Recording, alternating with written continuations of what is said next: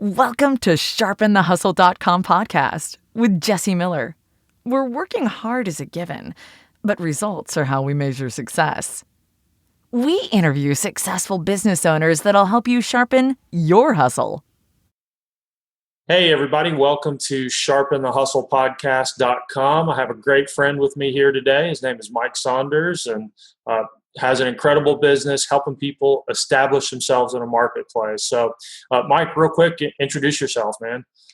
Hey, Jesse, thanks for having me on the show. It's great to be with you. Love your progress and your expertise that you're establishing. And it's great to see all the things you're doing. That's awesome, especially in your local community. I'm a big believer in building up local businesses because if you look at the stats from the SBA or the Chambers of Commerce, boy, those local businesses need our help. So I love what you're doing in that realm too. Very good. Thanks, Mike. Appreciate it, man. So, the question I really love to start with, this podcast is about helping entrepreneurs step into everything that they can be. I know a lot of people are working hard. They're chasing their tails. They're doing a lot, but maybe not necessarily getting exactly where they want to go. So why don't you tell us how you got where you are today in your business? Tell us the story. Yeah, well, we won't go back too far, or else we'll be here about 4.5 hours. So I spent about 12 years in the mortgage banking industry. And then when that crashed, and if you remember anything, depending on how old you are, you can Google this. But, back in 2007, there was a big economic crisis and bad things happened to people in the finance business, whether it's cars or mortgages or banking. And so I got caught in that, and it was just not even a slow decline. It just went away. So I've always bettered myself, personal development and reading and business. And I constantly am reading, and just seems like every book that I read is almost like a textbook of sorts. And so my wife kind of made a funny comment. She's like, well, why don't you just go back and get your MBA? You're always reading textbook like stuff. How hard can it really be? And at that time, my dad had finished his PhD in international business at the age of 60. And I thought, if that guy can do his PhD at 60, I can do my MBA at 40, So I did that, and I chose a program, did it all online. Love marketing, always have. I chose a marketing MBA. So it's depending on what you look for in a graduate program, if you want organizational behavior, but a lot of these MBA programs are just, finance and money related and organization. And I wanted marketing. So I had to find a specific program that had, just a full on marketing focus. Found that, did it online, and it happened to be about 10 minutes from my house. And I never set foot on campus until graduation weekend. So I thought that was really cool. And then the thought hit me, I've emailed my professors maybe twice ever, with a question or whatever. I wonder what it's like from their side of the equation, and so I started checking into that and found out that, to teach marketing through different schools, through the online programs, you need to have 18 hours in marketing in your program. And I had 15. So right before graduation, I took one more class to get that 18 in for my transcripts and started reaching out and networking and started teaching at a school here and a school there. And now I teach for 4 different universities, marketing strategy, branding, and it's adjunct, so it's a class here, a class there, but I keep between 2 and 4 classes going on at once, and it's really interesting and neat to be able to work with my private clients and execute things for them that work in the real world, but explain to them why it works from an academic standpoint. And then tell the students in the class the academic aspect, and then give them examples from the real world of, many times I'm able to put into a discussion forum, oh, hey, you know what? I just interviewed the CEO of such and such, and we just talked about this. Here's a link to my interview. And it's just really neat to be able to bring those two worlds together. So when I finished up my MBA, started doing that, I started noticing one of the projects I worked on, I had to go down to the SBA and get stats and things. And so they asked me, hey, could you help do some consulting? So I started working with small business development centers. They're here in Denver, and still consult for them on a case-by-case basis, maybe once a week, once every other week. It's really fun because you get these people that are just an open book. They're just like, please help me, and that's awesome. And so I started my digital marketing agency in 2008. And it's always been focused on marketing, but in the last 3 years, it's been focused on something that I know a lot of people will recognize, the blue ocean strategy. Kind of think of it like this: the red ocean is where all the sharks are eating the chum, and you don't want to be in that because that's where all the competition lies. But the blue ocean is where it's nice and calm. Well, Marketing is, hey, how to do direct mail, how to do Facebook ads, how to do, whatever the case is. Pick, a thing, a strategy that you can, you turn on your Facebook and you see 14 strategies hitting you in the face. Well, those are things that nobody really becomes an expert at, especially as a business owner. And it's hard. And you do need to reach out and get consultants and coaches to help you with those things. And you have to. But what I found was all the hubbub and all the people from, the Philippines and India and saying, I can do this. And then it minimized it down to a commodity. And so what I did is I elevated myself above that. And I went out to the blue ocean and I started talking about, you know what, you do need those kinds of things. But before you need that, guess what you need? You need to build your authority and your branding and your expertise. And it's kind of like this. Let's say that you've heard of search engine optimization, right, Jesse? Yeah. How to build your brand online with keywords. Well, what if you hired an SEO company and they started building, SEO, and now you get positioned really well on Google, only to find out that you've got really bad reviews. Well, now you're just driving traffic to have people realize some bad things. So there's the cart before the horse aspect. So with authority positioning, expert branding, and credibility, things like that, you need to build that before you start doing some of those tactics. So what I start talking to entrepreneurs, business owners, coaches, sales professionals, is we've got to build that platform, that story, that why, that expertise. And so many times people think, well, I'm not an expert. Well, you are, because you know more than your customer. And then it really does get down to that confidence. Can you communicate that expertise confidently? So I work with people in that aspect, and then some really specific things that I teach, which is building an authority positioning portfolio, which are really specific things that people can find out about you when they're doing the research before they even contact you. Yeah, man, I love that. I think there's some incredible nuggets here. I want to build off of a couple of points there. I loved what you said about what qualifies people for authority, because I think I see entrepreneurs overcomplicate this all the time. I mean, it literally is that simple, isn't it? You know more than your client. Well, you're authority. I use that as an example, but it really should be like in spotlight, because think about it, whoever's listening to this, think about your business, and you can sell widgets, you can sell pools. It doesn't matter what you're selling, but do you get an email or phone call that says, oh, hey, you know what choice or what's the big deal about X? And they see something on your website or let me explain it this way. What if your local chamber of commerce called you up and said, oh my goodness, in 25 minutes, our speaker just bailed on us. Could you come down and speak on, whatever your expertise is? You could stand up in front of someone in 15 minutes and just talk, because things, right? And so it really is that aspect of, well, I'm not an expert because I'm not on Oprah or I'm not on, 2020, but we're not talking about that. We're talking about becoming the big fish in the small pond. First, locally, then regionally, and then who knows where it could go. But you have to have that mindset that you're not better than other people because you know this information, but you know information that they don't know. And it's kind of like this. You ever heard of the concept of FAQs, frequently asked questions? Yeah. Everybody has. Have you ever heard of SAQs? No, tell us about it, man. Those are should ask questions, right? You ever heard of Nice. You don't know what you don't know? Well, if once you found something out, you're like, oh, yeah. So should ask questions go way deeper than the frequently asked. What are your rates and what are this and how does this work? But the should ask questions are, well, if this were the case, shouldn't I consider that? And you're like, yeah, that's a great point. Well, if you can bring those things up and now you're educating them in a very calm, non-salesy fashion. And I like to say you become an educator and an advocate for your client or your prospect's success. Yeah. Because you're teaching them and you're not lecturing them teaching. You're teaching them from the aspect of, well, here's something to consider. Whether you choose me or not, or whether you go down this path or not, here's a couple things just to keep in mind. Here's a big, big pitfall, and here's how to overcome it. But here's something that you can really gain from. And you can fill in the blank with some of these things I'm mentioning. But boy, if you can take that approach and help people kind of have some mini aha moments like, oh, yeah, that's a good point. Now, who are they going to call? They're going to call the guy that's like, come on down, Sunday, coupon deadline. No, they're going to talk to you because you're talking to them like a human, Yeah. right? They don't want 19 different closing objections overcome, because if you overcome something, there was some resistance there. We can go into a whole other conversation about that, but you just want to be real. You just want to be yourself, talk to people, educate them, tell them things you've learned. And if you can think about those kinds of things, and then you start thinking, well, are you an expert or not? Well, I guess so. Wait a minute here.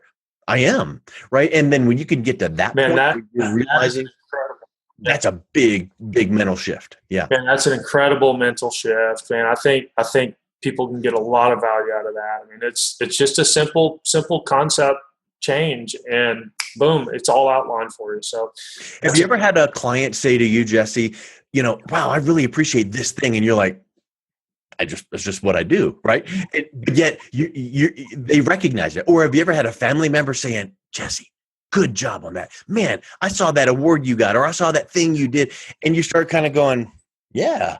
Well, when you start having these authority positioning assets being built out about you and your business and your successes and things like that, online, offline, and you start seeing those things about you, you start walking a little bit more tall. So you're realizing, yeah, I am an expert. And then you see confirmation. And then now when you're talking to someone, you don't want to come off like a cocky jerk. You want to come off like, hey, let me tell you what you should consider, and here's why you should consider it, because I had this client once. And then now you can get into some examples and case studies and story selling and things like that. But yeah, confidence and knowing your position, your authority and your expertise, but delivering it with kindness and compassion, right, in an educational way is huge. Yeah. Cool, Mike. I mean, that's incredible value. Let's switch topics here. So, Sharpen the Hustle is all about helping people find that blue ocean. Let's dig a little deeper in that process for you, because, man, when you say I'm in marketing, it doesn't carry any weight today, because there are thousands of people in marketing. Every message is about that. How do you uncover authority positioning? Walk us through that process. I literally can picture myself being in this conference room, a whole bunch of consultants around the table. And I remember when my first book came out, and it was on business social media, and I gave out copies to all the people there in that small business development center. I was working with some of the consultants, and I remember one of them said, oh, hey, can you come speak to my group? And I was like, yeah, that'd be great. Well, I didn't say, oh, and by the way, I come and speak at groups. It was a given. It was kind of obvious, right? Because, oh, you're a published author. Can you come speak and talk to us about business social media? I'm like, yeah, of course. Gave that talk. And afterwards, not that second, but I mean, within a few days, I landed with that person a $9,000 contract. And I guarantee you that if I had high-fived him at that meeting and said, how's the wife and kids, it never would have led to a $9,000 contract. Or if I said, hey, can I come speak to your group? It might have been like, yeah, send me your stuff and we'll see if we can work you in. But because I separated myself, that blue ocean, right, I had that competitive advantage, because maybe people that this person had been talking to have been getting a bunch of dumb Facebook messages, right? Nothing wrong with Facebook advertising or messages, but we have to come alive and come out of that and separate ourselves. So what's better, a Facebook Live or a Facebook ad? Ooh, a live, obviously. So what's better, a cold email to someone, or an in-person meeting, handing them a book to go, hey, we got to grab a coffee and chat. So that was my moment of realization that authority positioning, and I didn't even know back then, this was, 7-8 years ago, authority positioning wasn't even a thing. I mean, you can Google it now and it's like, oh yeah, it's a thing. But it struck me now looking back on it, that was the trigger, the light switch that went on, where he recognized me as someone more than just someone talking about a fad topic. And he had me come in, speak to his group, and it led to a massive relationship and contract. And I just love that. And then what I thought was, okay, well, if that worked for me, I need to help other people do the same thing. And then I started down that path of shifting from I'm a marketing consultant to I'm an authority positioning strategist. And that kind of, like, so many people here, I'm a marketing, I'm a coach, I'm a life coach, I'm a fill in the blank with whatever you are, right? Like, I'm a financial planner. Oh, good night. So is everybody else. But if you say it in a unique way, now you kind of capture their attention just enough to go, what does that mean? And then you can give them your, 30-second elevator speech, which then hopefully allows you to say, let's grab a coffee and talk further. So that's really what opened up my eyes to that blue ocean authority positioning world, and it kind of helps people out in a unique way to where you rise above all the clutter from all the other things, these tactics that everybody talks about. Oh man, I love it. Our businesses are very similar in that fact that, the first thing I start with are the principles. And if I can lay the foundation of the principles, the strategies and the tactics just become very clear. They're not things that you obsess over or ask questions about. It's Yeah. like, it's already there. It's clear. It's black and white. You know exactly what you need to do. So I love that about this. Mike, why don't you tell us some of the experiences, some of the things that your service has generated for your customers? I mean, what's the end result that people are getting when they go through your process? Well, I'll tell you the process first, and then a couple of examples, maybe, because it's like, my life changed. Of course, you see those stories, and they seem sensationalistic, and it's like, well, I wonder if it'll work for me. But I want to kind of put a pin on that one thing we started on, which I think is really it becomes something that people just gloss over, but it's that mental shift, that confidence that you get when you start seeing yourself and your business and your services in a little bit higher of a credible, authoritative, influential way. You start carrying yourself and speaking about your business and talking to prospects differently. So that is the first step. The second step is, okay, what are these authority positioning assets? Well, I mentioned if you Google someone, you go find a reviews, that's an element, that's called social proof. But what if you Googled someone's name and business and you saw their website? Well, you would assume that their website would be visible in Google's. And their website is obviously their online digital business card, sales letter, right? You want them to, buy something. So people, they'll look at the website, and that's wonderful. But what if they saw, hey, Jesse Miller was interviewed on, or Jesse Miller was featured in, or Jesse Miller is the author of? Now, before they even reach out to connect with you, because I'll guarantee you something, people are researching us, you, people listening, before they even reach out to us. We're not getting phone calls, and we don't know why. And it might be because of what they see, or we're getting phone calls and it's because of what people see. So think of it like this. If you can strategically position yourself to have some of these breadcrumbs or these authority positioning assets being visible, whether it's on your website, your email signature, or in Google, right? That's a little bit tougher because Google is finicky. But what if they did Google that and they saw, hey, Jesse Miller interviewed on, and they had been referred to you? Maybe before they reach out and call you, they're going to listen to that interview and they're going to see what this guy's all about. And maybe that interview is coming from that position of authority, and you're confident, and you're talking about, things that pitfalls and obstacles that people and how you can help them achieve. Well, now all of a sudden they are predisposed to talking to you and seeing you not as a salesperson, but as a trusted advisor. So that becomes, so these assets become, I help my clients realize the importance of doing these kinds of things. And if I took you through a 6-week course and workbooks and all of these things on how it's important, why it's important, how you can do it too, you might get through week 2 and never do anything, because people are busy, right? So what my service is I do it for them. And so with a 20, 30-minute phone conversation, you've got this authority positioning asset where you're interviewed on my, well-positioned show called Influential Entrepreneurs. Then we do a press release campaign around that. And then we push that all out and show you how to use these assets in your sales process, on your website, in your email signature. And then for certain people that want to take it to the next level, I help them become an Amazon best-selling author without writing a word. And that then is the drop the mic, because now when you can go to that chamber meeting, that Rotary Club, that whatever, and you've got a copy of your book in your hand,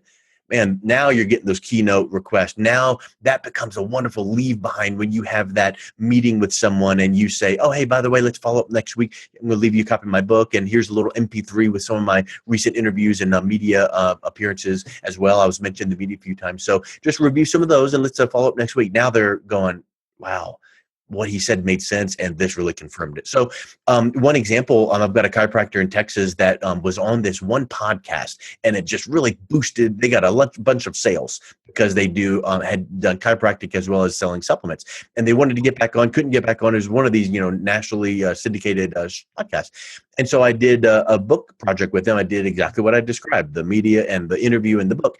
And then they circle back around with that same podcast company or interviewer, and they got on because they saw this and they literally said, it's time to bring you back on. Let's talk about that book.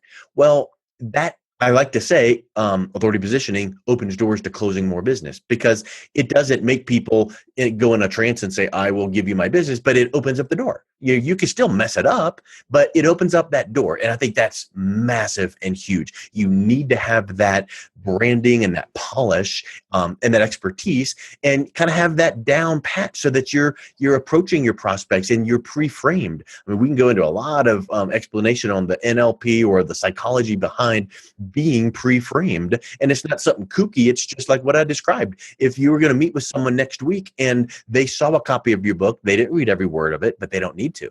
They listened to the first 20 minutes of one of your interviews. They didn't listen to all of it, but they saw that you were on that show and they listened to your tone and whatnot. They saw a couple media mentions, and now you walk in the door, you're pre-framed, and you're powerfully pre-framed. Man, that's incredible. There's incredible value in that. So I appreciate all of that. So let's change topics here a little bit. Talk about going through the crash and the differences that's made in your businesses today, and what you would tell entrepreneurs that are on top of the world today. Well, I guess it's kind of like you hear it all the time, but it's like, if you're not experiencing difficulties, brace yourself because it's coming. And it sounds cliche, but sorry, it's the truth, right? Because your business could be going gangbusters today, and it's the season. I mean, it really is something. You hear some of the old, motivational speakers talk about, the seasons of life and of business. Just get ready for it, get used to it. Be like Joseph in the Bible and squirrel away money during the grain in the harvest time, so that when the famine comes, you're ready. Or in today's world, squirrel away some money when business is really good, so that if and when it goes through a dip, that you're prepared. And so what I would say is just persevere, have a plan, and keep plugging away. It's like the kids. I've got 4 kids. One of the movies, Meet the Robinsons, is like keep moving forward. It's like that mindset of just keep plugging away, keep moving forward, because sometimes it just takes doing that same old thing over and over, and then just something pops. And it's like, I didn't do anything much different, but you just kept doing it, right? And so I think that's a big mindset shift, and that people need to realize. And it's just know what you want, know some good, solid strategies to work toward that, and then just keep doing them. You cannot do it one time, right? I tried direct mail. It didn't work for me. Really, that one mail drop that didn't bring in $4 gillion worth of income didn't work that one specific time. I was interviewed on that podcast show, and it didn't do anything for me. That one so when I'm talking about some of these authority positioning things, now a book is different. You can't write a book once every other second, but maybe you're going to do a book every couple 3 years, right? But you're marketing the daylights and using that book as a marketing tool for a good solid 1 to 2 years before volume 2 comes out or the next topic comes out. But you can get interviewed on and use these interviews weekly, monthly. You can get featured in some larger magazines. And let me tell you, here's a couple takeaway freebie tips. There is a service out there called Haro, Haro, Help a Reporter Out, and it's a free service. You can sign up for it, and you can get alerted, every day. In fact, I've got to create an Outlook rule to throw it into a folder, because there's like 2 or 3 emails a day. But here's all these reporters looking for a specific topic to write on, and if that's your area of expertise, you can reply back, and they may use your quote in an upcoming piece. That's huge, right? Now, the good side is it's free and it's easy, but it does take a lot of time and effort and, checking back and organization. And so it does behoove you to say, well, let's get a jump start and let's have that, package done for me. And then I can start doing these things moving ongoing. But, you could even find some contributors to Entrepreneur or Forbes magazine, different magazines like that, the online versions, and see who some of the contributors are. And then you look at their contribution history. And what if you notice that it's like they write an article every 1 or 2 months? You could find their contact information online and approach them and say, you know what, you write some great articles. I noticed you do about 1 a month. I've got some expertise in this specific area that you're in. Love to submit, a quote or 2 or some content for you for your upcoming article. Well, these writers could potentially be, up against it and be looking at that going, hallelujah, thank you so much. I would love to use a few paragraphs because that helps me write my next piece. And then now they get that published. You now are mentioned in that highly regarded media. And so did that cost you a lot of money? No, it was just a networking tool. So there's some good freebie tips that your listeners and viewers can take away and see if they can implement in their business. Very cool, Mike. All right, man, one last question. So what are the opportunities that you're exploring right now? Looking forward in your business right now, what do you see on the horizon in the next 5 to 10 years? I think that we are like at the 1% iceberg of this authority positioning, expert positioning concept. And there, if you go online, you look through, whether it's Google or Facebook, you see a lot of people talking about this, and you see a lot of courses and books, and they're wonderful. But there is a lot of work involved. So I think that the opportunity is to get someone to come alongside and do it with you and for you, as a combination that way. Another aspect is just taking your expertise and finding platforms to get them out on. Like I mentioned about being interviewed on podcast. Well, Gary Vaynerchuk has a couple recent in his video podcast as well as his written blog. He's talking about just the power of podcasting coming up in the next handful of months and years, where that is the platform, whether it be Alexa or Google Voice or, just podcast platforms. Because think about it, a podcast is so easy to consume. You can download it on your iPod. You can listen to an MP3. If it's a video podcast, wonderful. It's transportable. It's not a DVD you got to put in your TV and wait for it to load up and watch it. Now you're taking a lot of time. So I think the authority positioning concept, the building your influence, building your credibility is just at the beginning. We're going to see all kinds of opportunities for you as the not the superstars out there, because I think that some people can get frustrated and go, well, I could never, whatever, be on CNN. Well, that guy didn't start off day one there either. So he started off somewhere. So I think we're going to see a lot of opportunities for accessing platforms to expand your expertise. Here's another little mindset shift. Don't find yourself going, well, I'm going to get on this podcast. Let me reach out to this podcast person. And the first question I want to ask them before you even get booked is, how many downloads of your podcast do you have? That's the wrong question to ask, because it really doesn't matter if they have one download or 1 million a second. The fact that you were featured on a podcast in your industry niche, now you have an authority positioning asset that you can use in every platform you have: social media, website, email. So it literally, a lot of people get caught up on vanity metrics. Visits to a website means nothing until a purchase happens. Well, downloads of a podcast doesn't matter, because the fact that you were featured there, you now are going to use this as a business development piece. Oh, hey, I had my book published on Amazon. Where's my millions of dollars in royalties? That's not the point. It doesn't matter if you sell 1 book or 100 books or 1,000 books. It doesn't matter how many books you sell. You're now using that authority positioning asset, that book, as a tool, a business development tool to open doors to close more business. So I think that is the opportunity that's coming up. Very cool, man. That's an incredible mindset shift, and I love that. I love helping people reapproach something and from a different angle. So see a ton of value in that. Mike, where can our listeners go to learn more about you and your services? I recently published my 5th book. It's called Authority Selling, and it talks about how to build some of these things we're talking about, and then how to use that in your sales process. And even if you're not a salesperson, we still need to sell ourselves to our prospects and our target audience. So I'm giving away free copies. Just cover a little bit of shipping. You can go to authoritysellingbook.com, and then my main website is for an authority quiz you can take. It's really a unique masterclass I just launched as well, a little mini quiz you can take. But you can see that at marketinghuddle.com. So either copy the book at authoritysellingbook.com or my main website, marketinghuddle.com. Very cool, man. Incredible information. Thank you for your time today. I know our listeners are going to get a lot of value out of it. Awesome. So, thanks, Jesse. To staying in touch, and thank you for your time, man. Talk to you later, Mark. You've been listening to SharpenTheHustle.com podcast with Jesse Miller. To learn more about the resources mentioned on today's show, or to listen to past episodes, check out SharpenTheHustle.com.